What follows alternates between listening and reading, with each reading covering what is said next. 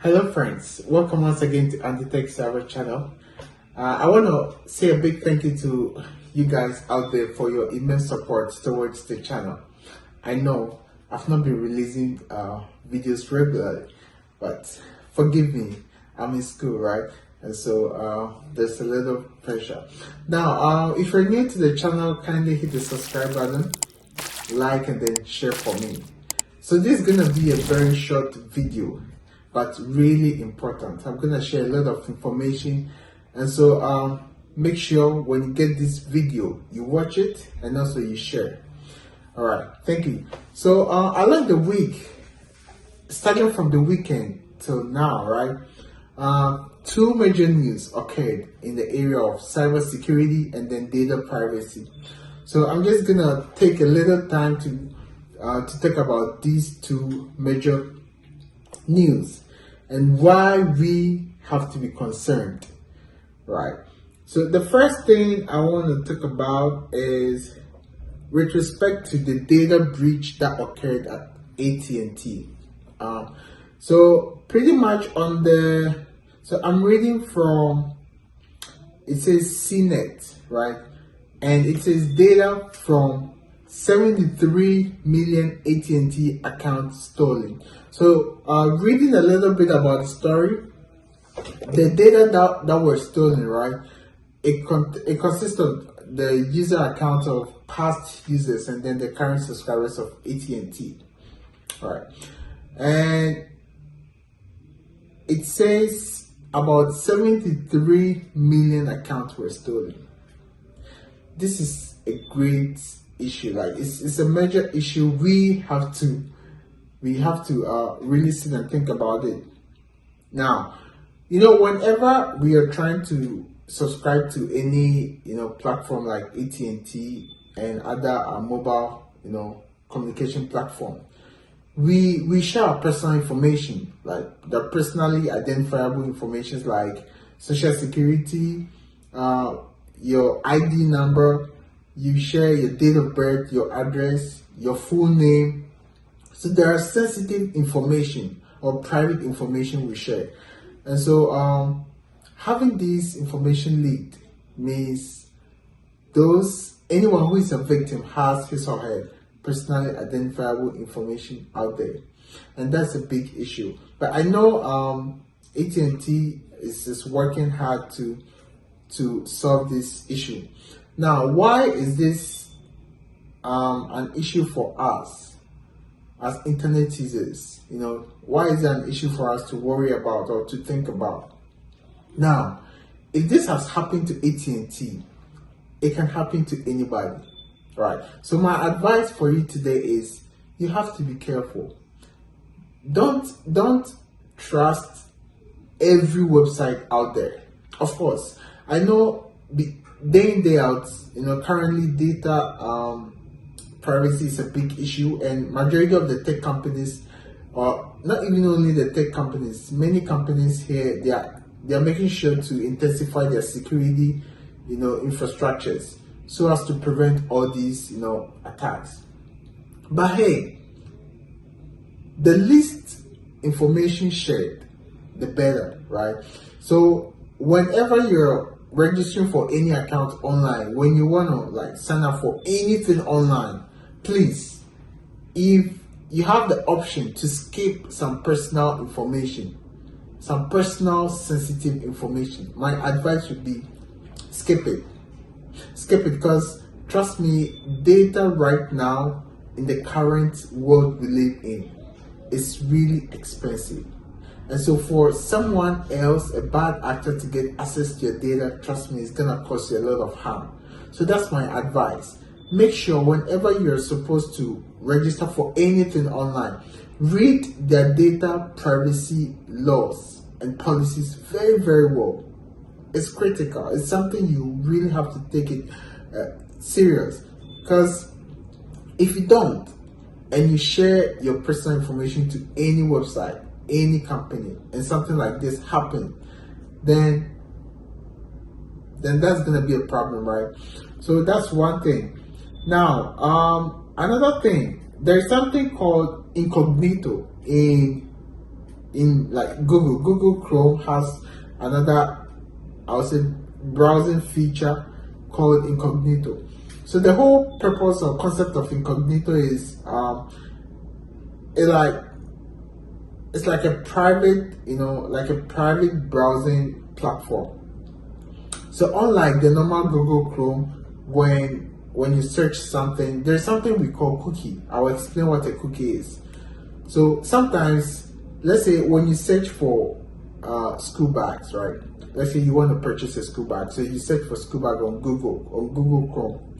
Now the next time when you try to visit another site, right? When you open Google Chrome, you see automatically you'll be receiving websites that in one way or the other is similar to what you were searching. So you see various websites that have school bags, right? Now, what cookie does is whenever you visit a website, that cookie stores the history, right? The website you searched on or you researched on the previous time. So in a way, there's an AI system that learns whatever you research online, right? And so with the help of that cookie, next time they are able to suggest other things, that they know you might be interested in. So sometimes people will be like, is this magic? Because I searched for this today, and the next time when I went to the Google Chrome, I got something that's similar to what I searched on. So that's the work of cookie. Now, cookie is able to store a lot of information, personal information. When I say personal information, what you research, what you search on, etc. So incognito is more of private browsing, right? And so according to Google, when you browse on the incognito, there's something like cookies or something like that that's gonna store those information. But currently, Google is undergoing a lawsuit, right? And the main reason is some users of incognito realized no, it's not really private as Google is saying. So I'm not gonna go much into that. But what I just want to share is, friends, let your secret be your power. Especially let your personal information be your power. Make it so difficult for people to get information out of you, especially when it comes to your personal information. Because currently, there's a lot of data theft going on. And so you don't want to compromise on your privacy, your data privacy, please. That's the main reason why I made this video today. Make sure anything or everything you do online, you are intentional about it, right? Make sure whatever you search, whatever you post, you are enhancing data privacy. Because if your personal information falls in the wrong hands, trust me, it's gonna really cost you a lot, right? Now, one thing I also want to say is there are a lot of people. Personally, I'm part of these people, right? When we want to buy something online, we mostly store our debit cards on the website. For example, let's say I want to buy something on Amazon, right? I'll just store my debit card information there, so that once I select all the stuff I want to buy, in just a click, I already have my card up there, so you can just deduct the money. But should something like this happen to a website that has your ID cards, your Visa card information, so tell me what's gonna happen. It means all those information is gonna be out there, and when it falls in the wrong hands, you know what's gonna happen, right? So if possible, for all those online e-commerce platforms, you always do one-time purchasing. When I say one-time purchasing, don't store your card information there. Delete it. As and when you need to enter your card details to purchase something, do that. Once you're done, you make sure you delete it, right? Just for you to be safe. Also, updating your browsers is really important, day in, day out. You know, the whole purpose of updating your system, updating softwares, is whenever those organizations they realize there's a bug or there's a vulnerability in any of the softwares, they enhance the security, you know, or they patch that vulnerability, and then after they're done, they release the patched version of that particular software.